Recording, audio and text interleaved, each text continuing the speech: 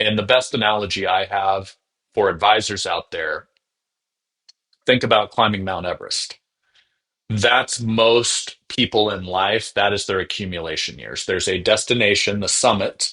They're like, if I chip away at this thing, go to work, save diligently day after day, someday I will reach the peak. And for different people, that's different things. A lot of people, it's an imaginary round number, like when I save $1 million, when the account gets to 3 mil, 5 mil, whatever their situation is. Um, but the interesting thing, they arrive and now they have just as much need as before they got there. It's just a different problem. The rules change in retirement. So now they go from accumulation to distribution. Now I've got to make this $1 million, this 3 million, 5 million last as long as I do. I've got this tax situation, typically with IRAs, that's just been deferred. Now there's this ticking tax time bomb I didn't realize I had. Oh, yeah, RMDs have to come out. I might not need them, but I have to take them out.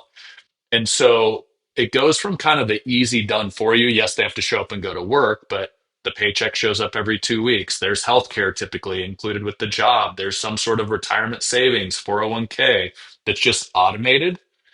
And I think a lot of advisors, I mean, the world I've lived in has benefited tremendously from this because there's a lot of accumulation advisors out there managing a portfolio. That works great. You know, market dips when you're in the accumulation years, you buy stocks on sale, dollar cost averaging, just keep saving, and it'll all, given time, typically go up in the diversified portfolio. Well, now when you shift, so now I have $1 million, now I'm a retiree, and now time is not on my side like it used to be. And now when the market corrects, if you go back to 08, 09, why were people freaking out? They had $1 million.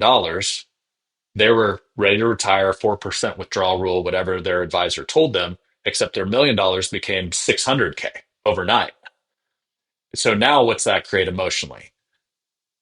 Can't sleep at night.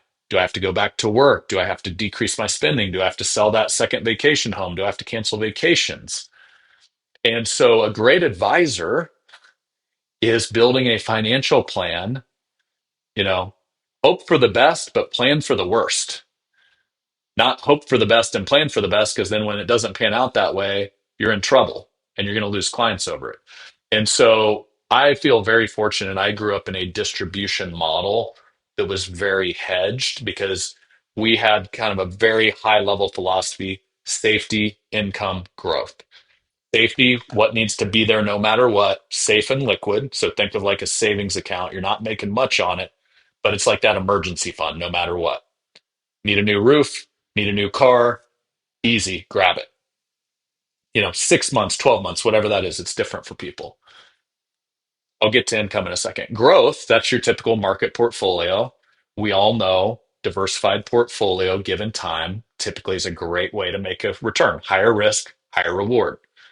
But what's often missing is that middle section, income. And I asked a room of advisors, some of the top performing advisors, this the other day. I said, if 100 prospects come into what percentage of them have a written income plan?